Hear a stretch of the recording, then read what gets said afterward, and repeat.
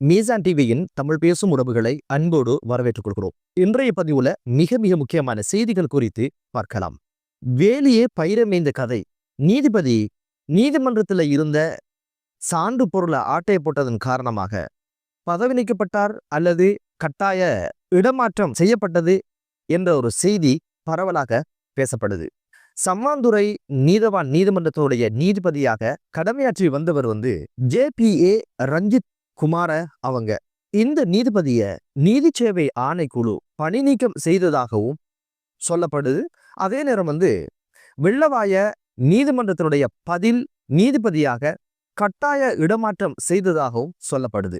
இந்த நீதிபதிக்கு வந்த சோதனை என்ன அப்படின்னு கேட்டீங்கன்னா, களுவாஞ்சிக்குடி நீதிமன்றத்தினுடைய நீதிபதியாக இவர் சேவையாற்றி வந்த பொழுது, கடமையாற்றி வந்த சந்தர்ப்பத்தில் அதனுடைய பதிவாளர் நீதிமன்றத்தினுடைய சான்று பொருளாக வைக்கப்பட்ட 350 கிராம் தங்கம், கிட்டத்தட்ட 1,30,00,000 பொறுமதியான தங்கத்தை ஆட்டைய போட்ட கேஸ்ல கடந்த நவம்பர் மாதம் 21ஆம் தேதி கைது செய்யப்பட்டு விசாரணைக்கு உட்படுத்தப்பட்டாரு.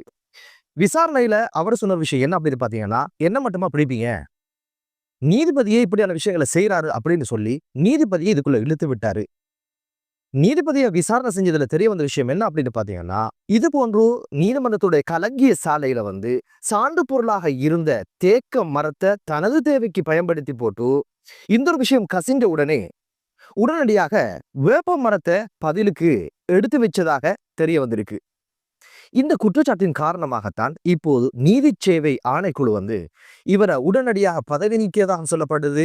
இல்ல கட்டாய இடமாற்றமாக வெள்ளவாய நீதவான் நீதிமன்றத்தினுடைய பதில் நீதிபதியாக இவரை நியமிச்சதாகவும் சொல்லப்படுது. நீதிமன்றம் மட்டும்தான் மக்களுடைய நம்பிக்கையை பெற்ற, மக்களுக்கு நியாயம் கிடைக்கின்ற மன ஆறுதலை கொடுக்கின்ற ஒரு நிறுவனமாக இருக்கிறத பார்க்க முடியுது.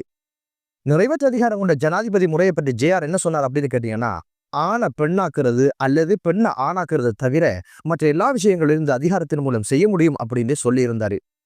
ஆனா அந்த நிறைவேற்று அதிகாரம் கொண்ட ஜனாதிபதிய கடிவாளம் போட்டு கட்டி இழுக்கின்ற அதிகாரம் கொண்ட ஒரு நிறுவனம் இருக்குமாக இருந்தா அது நீதிமன்றம் தான். பல்வேறு காலகட்டங்களில் மைத்திரிபால சிறிசேனவுடைய முடிவுகளுக்கு எதிராக நீதிமன்றம் கட்டளை பிறப்பித்ததும், கோட்டாபய ராஜபக்ச பொருளாதார நெருக்கடிக்கு காரணமாக இருந்த அந்த தீர்ப்பெல்லாம் வழங்கி நீதிமன்றம் அந்த சுயாதீன தன்மையை வச்சு கொண்டிருந்ததை பார்க்க முடியுது. பதிவாளர் ஏன் களவெடுத்தாரு அப்படின்னு கேட்டீங்கன்னா, இவரை கட்டுப்படுத்துறது நீதிபதி, அவரும் இதோட சம்பந்தம் இருக்கு என்பதனால தைரியமாக அவர் செஞ்சிருப்பாரு. அப்படியா இருந்தா அதுக்கு கீழே உள்ளவங்க எல்லாம் இது போன்ற விடயங்களை செய்ய நினைச்சிட்டா நீதிக்காக மக்கள் எங்க போவாங்க, பாதிக்கப்பட்டவன் என்ன பண்ணுவான் அப்படின்ற கேள்வியும் எழ ஆரம்பிச்சிருக்கு. குறித்த இந்த நீதிபதி இளஞ்செழியன் அவர்களுடைய உறவுக்காரர் என்று சொல்லப்படுது. நீதிபதி இளஞ்செழியன் தான் சட்டத்துறையில் இருக்கிறவங்களுக்கு ஒரு ரோல் மாடல். அவரை பார்த்து தான் இன்னதான் ஆகணும் அப்படின்னு நினைக்கிற அளவுல இருக்கிற ஒரு சூழ்நிலை இருக்கும்போது இவருடைய உறவுக்காரர் இதை எப்படி பண்ணினார் அப்படின்ற கேள்வியும் எழ ஆரம்பிச்சிருக்கு. தனது மெய் பாதுகாவலர் சுட்டு கொல்லப்பட்ட போது அவருடைய மனைவியுடைய காலை தொட்டு வணங்கி அதுக்கான கௌரவத்தை கொடுத்தவர், அதுக்கான மன்னிப்பு கேட்டவர். இவ்வளவு தூரம் மனிதாபிமானாக இருந்தவர் குடும்பத்திலிருந்து ஒரு நீதிபதி இப்படி நடந்தது என்பது ரொம்ப ஆச்சரியமான விஷயமா பார்க்கப்படுது. பல்வேறு நீதிபதிகளை வீட்டுக்கு அனுப்பிய சம்பவம் இந்த அரசுல நடந்திருக்குது. இது ஒரு எச்சரிக்கையாக நீதிபதி பார்த்து கொள்ளட்டும் என்ற ஒரு வினயமான ஒரு வேண்டுதலோட அடுத்த செய்தி குறித்து பார்க்கலாம். அது என்ன அப்படின்னு பாத்தீங்கன்னா, கெஹலிய ரம்புக்கொல்லைக்கு பிறகு குடும்பத்தோட இப்ப உள்ள இருக்கிற ஒரு சூழ்நிலை ஜோன்சன் பெர்னாண்டோ அவங்களுக்கு உருவாகி இருக்கு. கைது செய்யப்பட்டு இப்போது நீதிமன்றம் எதிர்வரும் 9ஆம் தேதி வரைக்கும் இவங்களை விளக்கும் முறையில வைக்க சொல்லிருக்கு. அனைத்தும் ஓசில அப்படின்னு அலையிறவங்களுக்கு இந்த அரசு கொடுத்தது அனைத்தும் ஓசி தானே, அதுக்கான பொருத்தமான இடம் ஒரே கூரையில் கிடைக்கின்ற ஒரே இடம் சிறைச்சாலை போங்க அப்படின்ற மாதிரி அனுப்பி வச்சிருக்கிறாங்க. இந்த கதை எங்க தொடங்குது அப்படின்னு கேட்டீங்கன்னா, 2015ஆம் ஆண்டு நவம்பர் மாதம் FCIDக்கு ஒரு புகார் அளிக்கப்படுது.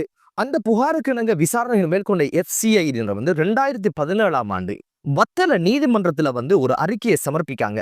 இந்த அறிக்கையில பிரதிவாதிகளாக 7 பேரை பேரிடுறாங்க. அதுல இப்போதைக்கு 6 பேர் கைது செய்யப்பட்டு இப்போது சிறையில் வைக்கப்பட்டிருக்காங்க. அதுல ஜோன்சன் பெர்னாண்டோ மற்றும் அவருடைய 2 புதல்வர்களும் உள்ளடங்கப்படுவதாக சொல்லப்படுது. 2012ஆம் ஆண்டு எத்தனால் பெறுவதற்கான அனுமதி பத்திரத்தை பெற்று இந்தியாவிலிருந்து 60,000 லிட்டர் எத்தனால் பெற்றதாகவும், பெலவத்த மற்றும் செபனகன பகுதியில 20,000 எத்தனால் லிட்டர் பெற்றதாகவும், இவைகளை வச்சு டேஜன் உற்பத்தி செய்து சிங்கப்பூருக்கு ஏற்றுமதி செய்வதாகத்தான் போலியான ஆவணங்களை சமர்ப்பித்து இதுக்கான அனுமதி பத்திரம் பெற்றாங்க அப்படின்ற முறைப்பாடு தான் வழங்கப்பட்டது. இது குறித்து விசாரணைகளை மேற்கொண்டதுல தெரிய வந்த விஷயங்கள் என்ன அப்படின்னு பாத்தீங்கன்னா, இதுக்கு வேறு கம்பெனி பணம் போட்டதாகவும் தெரிய வந்திருக்குது. சிங்கப்பூர்ல இருக்கிற வேறு கம்பெனி எதற்காக பணம் போட்டது, இந்த பணம் வங்கியிலிடப்பட்ட வங்கி கணக்கு யாருடையது அப்படின்னு பாத்தீங்கன்னா, அது ஒரு ஜாயிண்ட் அக்கவுண்ட். அது ஜோன்சன் பெர்னாண்டோ அவங்களுடைய 2 மகன்களுக்கும் சொந்தமான வங்கி கணக்குக்கு வந்திருக்கிற தொகை என்ன அப்படின்னு பாத்தீங்கன்னா 4.2 கோடி ரூபாய். இந்த பணம் யாருடையது, இப்படியான ஒரு கம்பெனி நடந்ததா என்பதைத்தான் போலீசார் விசாரணைக்கு உட்படுத்தினாங்க. சரி, இந்த கம்பெனி எங்க இருக்கு அப்படின்னு சொல்லி விசாரணை நடத்தியதுல கொழும்பு அமரசேகர மாவட்டத்தில் இருக்கின்ற ஒரு கட்டிடத்தை கண்டுபிடிக்கிறாங்க.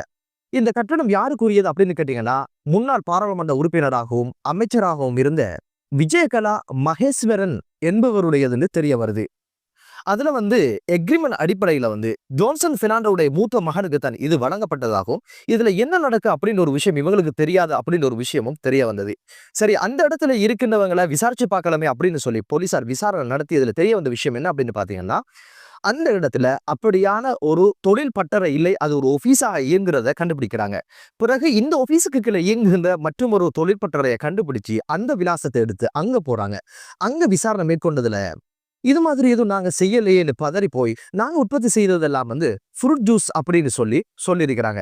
பெலவத்த மற்றும் செவனகல பகுதியில அங்க போய் விசாரணை நடத்தலாம்னு சொல்லி FCIடினர் அங்க விரைகிறாங்க.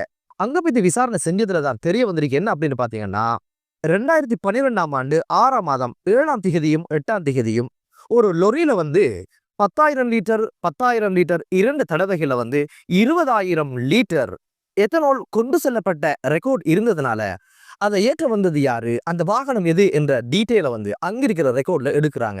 அங்கதான் ஒரு லொரியினுடைய இலக்கம் கொடுக்கப்படுது. உடனடியாக இந்த லொரி எங்கிருந்து வந்த யாருடையது என்று தேடுறதுக்கு மோட்டார் பதிவு வாகன திணைக்களத்துல கொடுத்து செக் பண்ண ஆரம்பிச்சாங்க. அங்கிருந்து தகவல் இவனுக்கு கிடைச்சி எப்படி அப்படின்னு கேட்டீங்கன்னா, இந்த வாகனம் சதோசைக்கு உரிய வாகனம் அப்படின்னு ஒரு விஷயம் தெரிய வந்தது. உடனடியாக சதோச நிறுவனத்தை செக் பண்றதுக்கு அங்க போறாங்க. அங்க போயிட்டு விசாரணை நடத்தியதுல அவங்க என்ன சொன்னாங்க அப்படின்னு கேட்டீங்கன்னா, 2012ஆம் ஆண்டு 6ஆம் மாதம் 6ஆம் திகதி இதுக்கு பொறுப்பான 2 சாரதிகள்கிட்ட குறித்த லொரியை பதிவு செய்து வெளியே அனுப்புறதுக்கான ஏற்பாடு செய்யுங்க அப்படின்னு சொன்னதுக்குனங்க இவங்க முழு விடயங்களையும் எழுதி கைச்சாத்திட்டு லொரியை வெளியே எடுக்கிறாங்க. இந்த குறித்த தலைவர் என்ன சொல்லியிருக்கிறார் அப்படின்னு கேட்டீங்கன்னா, சமன் விதானகேன்னு ஒரு நபர் வருவாரு, அவருக்கு அதை கொடுத்து அனுப்புங்க அப்படின்னு சொல்லிட்டு, நீங்க இந்த லொரி மீண்டும் வரும் வரைக்கும் சேவைக்கு வரவானாம் அப்படின்னு சொல்லி நீங்க வீட்டுல இருந்து கொள்ளுங்க அப்படின்னு சொல்லி இவங்களை அனுப்பி வச்சாங்களாம் என்று சொல்லி இந்த 2 சாரதிகளோட வாக்குமூலத்துல சொல்லி இருந்தாங்க. லொரியையும் கொடுத்தாச்சு, சேவைக்கின்றி சம்பளம் வாங்குற 2 பேரையும் லீவுல அனுப்பியாச்சு. நீங்க இங்க ஏதாவது செஞ்சிட்டா அது சிக்கலை கொடுக்கும் என்பதனால அவங்கள லீவுல அனுப்பி சம்பளத்தையும் கொடுத்திருக்கிறாரு இந்த ஆசாமி. இப்ப இவர் எங்க அப்படின்னு கேட்டீங்கன்னா, இவரையும் கைது செஞ்சு கூடவே களி தின்னுங்கண்டு உள்ள வச்சிருக்கிறாங்க. லொரியை பெற்றுக்கொண்ட சமன் விதானகே யார் அப்படின்னு பாத்தீங்கன்னா, ஜோன்சன் பெர்னாண்டோவுக்கு மிக நெருக்கமான ஒரு அள்ளக்கை, ஒரு நொல்லக்கை அப்படின்னு சொல்லப்படுது. இந்த சமனை பிடிச்சு விசாரணை செஞ்சதுல தெரிய வந்த விஷயம் என்ன அப்படின்னு பாத்தீங்கன்னா, குறித்த வாகனத்தை எடுத்துட்டு இவர் தான் குறித்த இடத்துக்கு போய் அந்த குறித்த 20,000 லிட்டர் எத்தனோல பெற்றுக்கொண்டவர் அப்படின்னு ஒரு விஷயம் தெரிய வந்திருக்குது. இதே நேரத்துல ஜோன்சன் பெர்னாண்டோ இது சிக்கிரக்கூடாது என்பதற்கு சூட்சுமமான முறையில இன்னொரு விஷயத்தையும் செஞ்சு முடிச்சாரு அப்படின்ற ஒரு விஷயம் விசாரணையில தெரிய வந்திருக்கு. அது என்ன அப்படின்னு பாத்தீங்கன்னா, 2012ஆம் ஆண்டு மே மாதம் இறுதியில இந்த நபருக்கு தொழில் கொடுங்க சாரதியாக அப்படின்னு சொல்லி ஒரு கடிதத்தை சதோசனுடைய பணிப்பாளருக்கு அனுப்பி வச்சாரு. சதோசனுடைய பணிப்பாளர் இந்த கடிதத்தை பார்த்தது 6ஆம் மாதம் 6ஆம் திகதி, அதாவது லொரிய வெளியே விட்ட தினத்துல. இவர் என்ன பண்ணிருக்காரு, இது சிக்கக்கூடாது என்பதற்காக சாரதியா நியமிக்கிறதுக்கான கடிதத்தை அடிச்சிருக்கிறாரு 6ஆம் மாதம் 1ஆம் திகதி. ஆனா கடிதத்தை பார்த்தது 6ஆம் திகதி. இதெல்லாம் சிக்கிடக்கூடாது என்பதற்காக கடிதத்தை அப்படி அடிச்சு அவருக்கு 1 மாதம் மட்டும்தான் சாரதியாக நியமனம் கொடுத்திருந்தாரு. இப்படியான பல்வேறு விஷயங்கள் தெரிய வந்திருக்கு. இப்ப வெளியில கொண்டு வந்த இந்த எத்தனால் கொழும்புல இருக்கின்ற அந்த கம்பெனிக்கு கொண்டு செல்லப்படல, அது வேறொரு பகுதிக்கு கொண்டு போகப்பட்டிருக்கு, அது சாராயம் காய்ச்சுவதற்கு பயன்படுத்தப்பட்டிருக்கு அப்படின்ற ஒரு விஷயம் விசாரணையில தெரிய வந்திருக்கு. சட்டம் அதிபர் திணைக்களம் இப்போது இவர்கள் மீது வைக்கின்ற குற்றச்சாட்டு என்ன அப்படின்னு பாத்தீங்கன்னா, போலியான ஆவணங்களை பயன்படுத்தி எத்தனால் இறக்குமதி செய்வதாகவும் கொள்வனு செய்வதாகவும் ஒரு அனுமதி பத்திரத்தை பெற்று குறித்த எத்தனால் இந்த திரவியங்களை சாராயம் காய்ச்சுவதற்கு பயன்படுத்தியதால அரசுக்கு வரி செலுத்தாமை மற்றும் மோசடி செய்த பல்வேறு குற்றச்சாட்டுல இப்போது வழக்கு தாக்கல் செய்ததோட இந்த உற்பத்தி செய்யப்பட்ட சாராயங்களின் மூலம் அரசுக்கு ஏற்பட்ட நட்டம் என்ன என்பது கணக்கெடுக்கல. அதையும் கணக்கெடுக்கும்படியும் பணம் துய்தாக்கல் சட்டத்தின் இவங்களை விசாரணை செய்து வழக்கு தாக்கல் செய்யும்படியும் காரணம் என்ன அப்படின்னு பாத்தீங்கன்னா 4.2 கோடி பணம் யாருடையது அப்படின்னு ஒரு விஷயம் விசாரணைக்கு உட்படுத்தும்படி இப்போது சொல்லி இருக்குது. என்னதான் இருந்தாலும் தெரிகிற ஒரு விஷயம் என்ன அப்படின்னு பாத்தீங்கன்னா, இங்க ஏற்றுமதியோ இறக்குமதியோ நடக்கல. வெறுமனே யாருடைய பணம் இங்கு கருப்பு பணம் வெள்ளையாக்கப்பட்டிருக்கு அப்படின்னு ஒரு விஷயம் தான் இப்போது தெரிய வந்திருக்குது. ஒரு அமைச்சராக இருந்தவர், அரசு நிறுவனத்துடைய தலைவராக இருந்தவர், அரசு நிறுவனத்துக்கு பொறுப்பாக இருந்தவர் குடும்பத்தோட செய்கின்ற காரியமா அப்படின்ற கேள்வி இப்போது எழ ஆரம்பிச்சிருக்குது. வெறுமனே 2 லட்சம் ரூபாய் கேஸுக்காக நீங்க யார் வழக்கு தாக்கல் செய்யல.